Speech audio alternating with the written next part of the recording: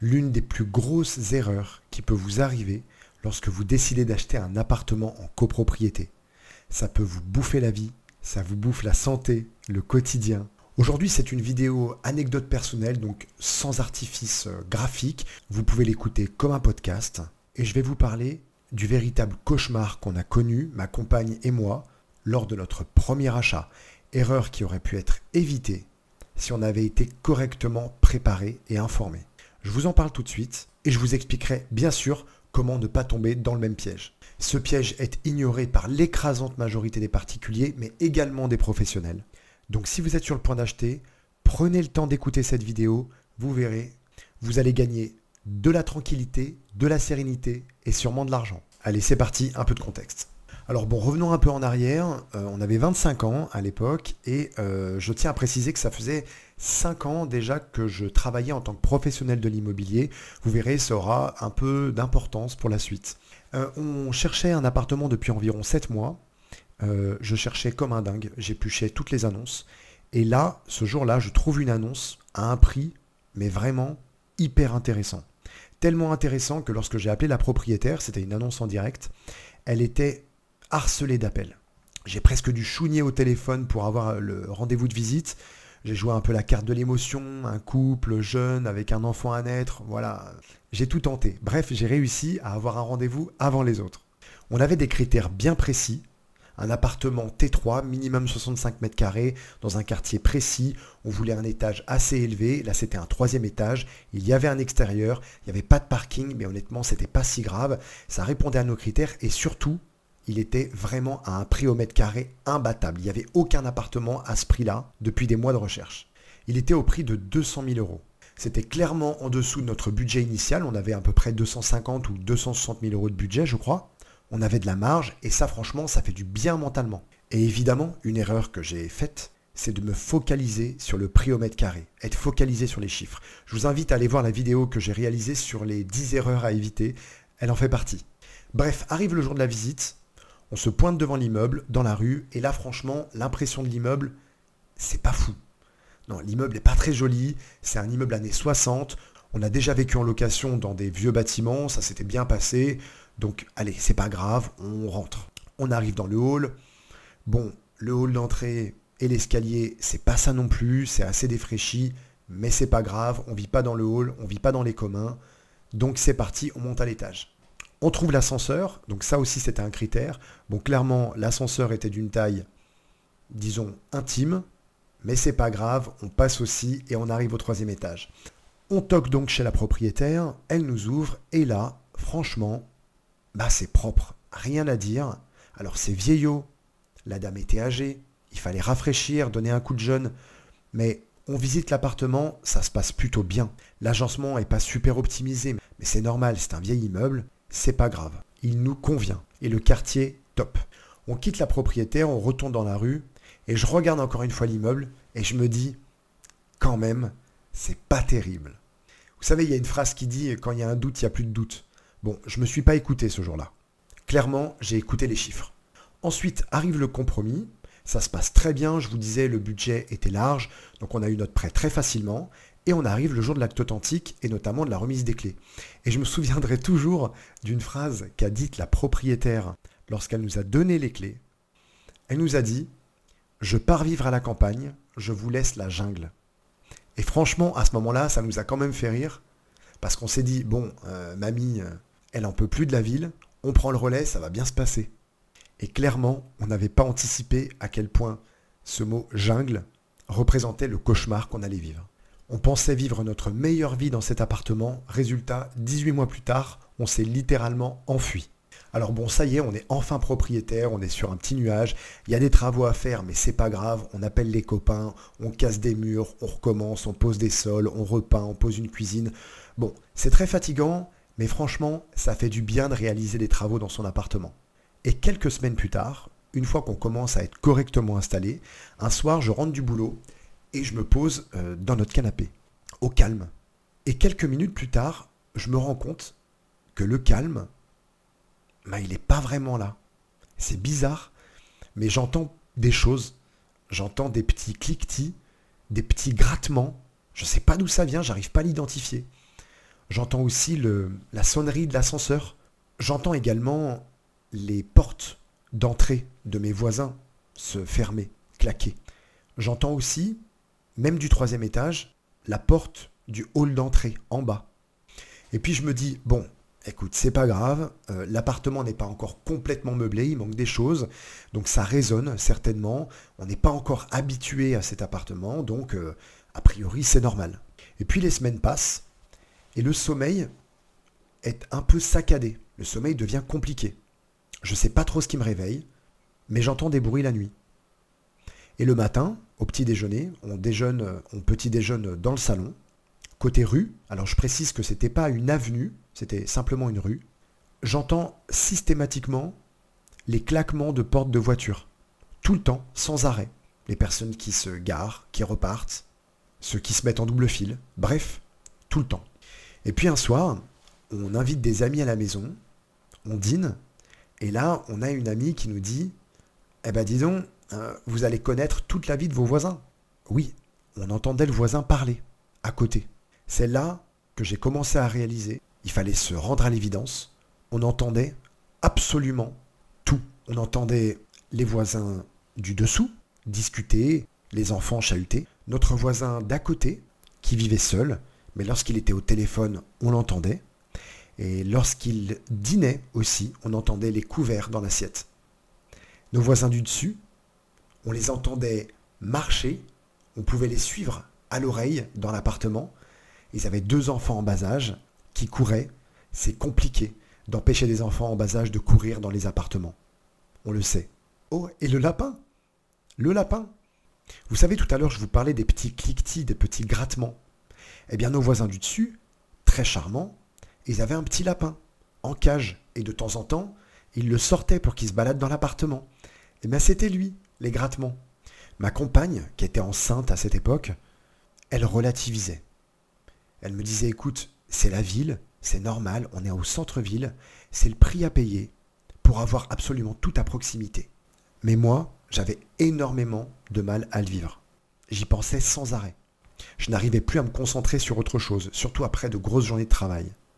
Et un soir, je rentre, je suis très énervé, et je lui dis, allez c'est bon, on change les fenêtres. Effectivement, c'était un vieux double vitrage bois, donc je me suis dit, on met du double vitrage PVC tout neuf, et ça améliorera grandement les choses. À votre avis, est-ce que ça a amélioré les choses? Eh bien oui. Un soir, je rentre du travail, et les fenêtres sont posées, et clairement, j'entends le calme. C'est bizarre de dire ça, hein. J'entends le calme. En fait, les bruits d'extérieur étaient comme étouffés sous un coussin. Donc franchement, ça m'a fait du bien. Mais qu'est-ce qui s'est passé, à votre avis? Puisqu'on était plus isolé des bruits de l'extérieur, on entendait encore plus les bruits à l'intérieur du bâtiment. Et là, clairement, ce que je pensais être une bonne affaire au départ se transforme en véritable cauchemar sonore. Au bout de 10 ou 11 mois, on n'en pouvait plus. Là, vraiment, les choses ont commencé à déraper. À partir du moment où nos charmants voisins du dessus décident de vendre et donc de déménager. Il y a eu un temps, environ 2 mois, pendant lequel il n'y avait personne dans l'appartement. Franchement, c'était déjà un petit peu mieux. Mais l'univers avait d'autres plans et a décidé de nous amener de nouveaux voisins. Une colocation d'étudiants. Autant vous dire que le petit lapin qui marchait, c'était le bon vieux temps.